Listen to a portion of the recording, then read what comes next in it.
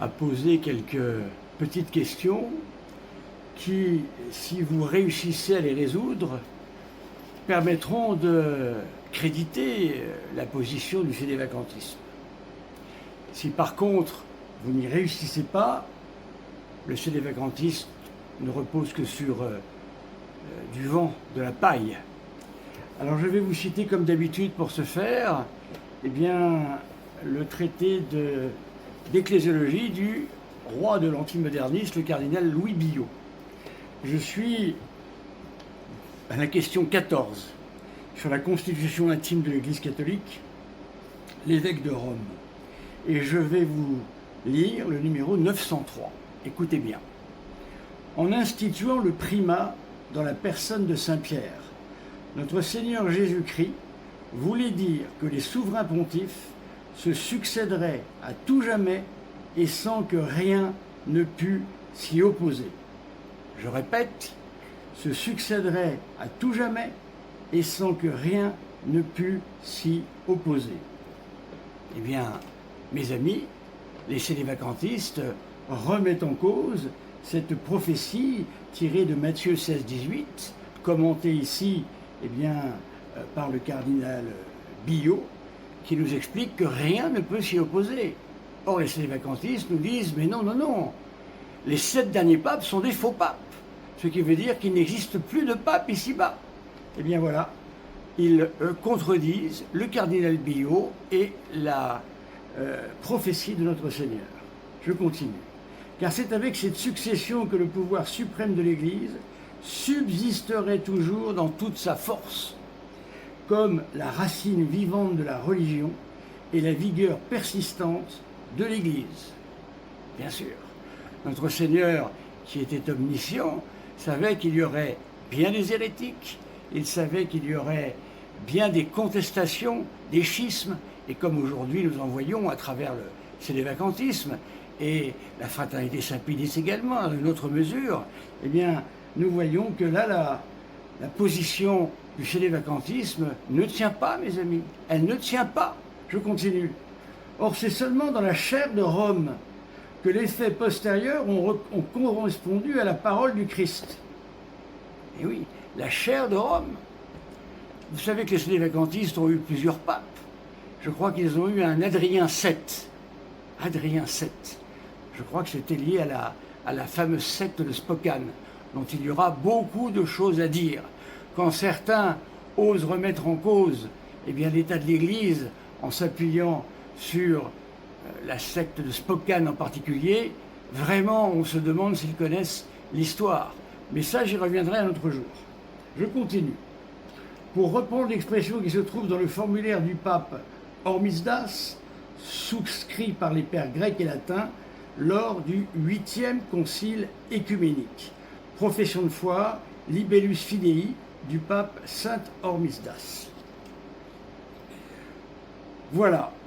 Donc mes amis, vous voyez, encore une difficulté majeure pour les sédévacantistes, encore une contradiction complète et totale de la tradition de la Sainte Église catholique, c'est-à-dire que notre Seigneur a institué de manière définitive la succession de Saint-Pierre dans la primauté de l'Église, avec tous les pouvoirs qui y sont associés, ce qui remet en cause également la thèse totalement farfelue de Gérard des Lauriers. Une auditrice m'a dit « Ah ben oui, mais voilà la thèse de Gérard des Lauriers. Le pape ne peut pas être simplement matérialitaire, sinon ce n'est pas le pape. Le pape a toute prérogative, mes amis. Et si, ici, eh bien, le cardinal Billot a raison, eh bien, il va bien falloir vous dire que le sédévacantisme ne repose que sur du vent, et il n'est rien. Vous allez donc mettre et engager votre salut éternel sur un mensonge aussi éhonté que celui-ci. Voilà, j'attends vos réponses, mes amis, bien évidemment, hein, à cette objection majeure donnée par la Sainte Écriture, la tradition d'un pape, vous l'avez vu, et en plus, évidemment, le cardinal Billot. Merci.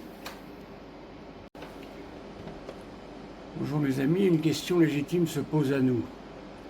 Comment le sédévacantisme, qui recueille autant d'objections majeures contre cette aberrante existence, contre ces lignées tuques effroyables. Lorsque l'on regarde la question de la secte de Spokane, mais c'est effroyable. Il y a eu des évêques qui ont été ordonnés en 3 jours. Ils sont passés de laïcs à évêques en 3 jours. Voilà l'histoire de la secte de Spokane. Je vous la raconterai un jour, soyez-en certains. Eh bien, tout cela fonctionne sur une mythologie. Il faut une mythologie merveilleuse et magnifique afin de pouvoir démontrer que le sélévacantisme eh bien, peut s'identifier aux Vendéens, peut s'identifier à saint Athanase, comme la fraternité Saint-Pédis un peu. Eh bien, nous allons voir aujourd'hui qu'il n'en est rien. Je vais vous parler de saint Athanase ce matin. Écoutez, l'hérésie arienne était en train de ravager tout l'Orient, et les Ariens, sous la conduite d'Eusèbe de Nicomédie, s'acharnaient de toute leur force contre saint Athanase, récemment élevé au rang de patriarche d'Alexandrie, afin de le chasser de son siège. Or, en cette affaire, on ne fit pas appel au siège d'Antioche, ni à celui de Jérusalem, ni à aucun autre siège d'Orient. Sans aucun contexte, les 2 parties soumirent leur litige à l'évêque de Rome, Jules Ier, s'adressant à lui comme au juge suprême de toute l'Église. Et pour sa part, saint Athanase se rendit lui-même à Rome de son propre chef.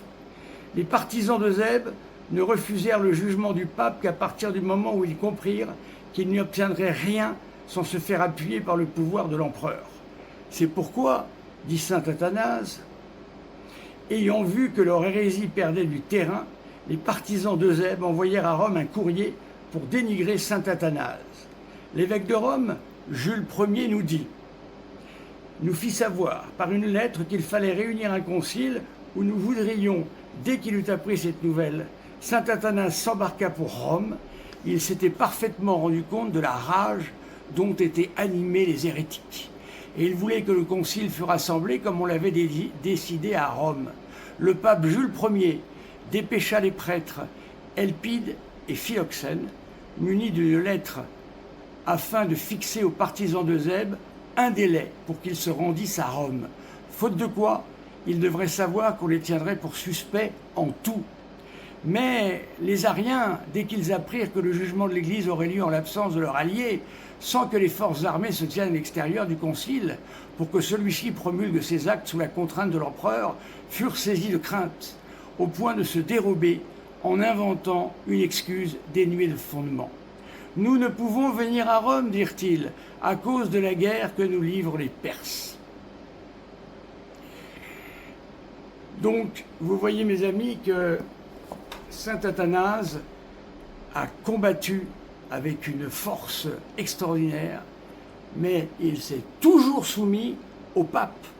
Il a toujours soumis son combat à celui qui était le pape de l'époque, Jules Ier. Et le pape Jules Ier l'a appuyé dans son combat.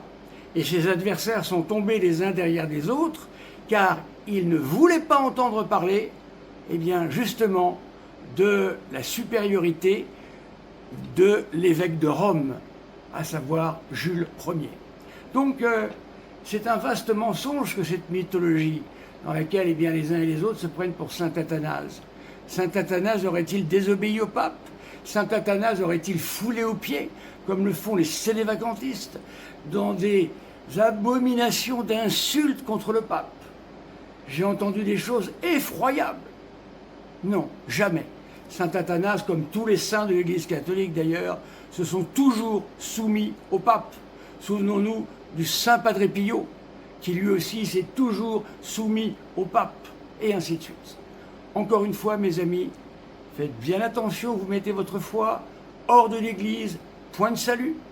Je le dis et je le répète, notre Seigneur, au jour du jugement particulier, vous dira « D'où êtes-vous? Je ne vous connais pas ». Et vous risquez votre salut éternel. Alors, il faut suivre le pape, comme l'a fait saint Athanase, comme l'a fait le saint Padre Pio, comme l'ont fait tous les saints de toute l'histoire de l'Église. Sinon, eh bien, votre salut est effectivement très incertain. Merci.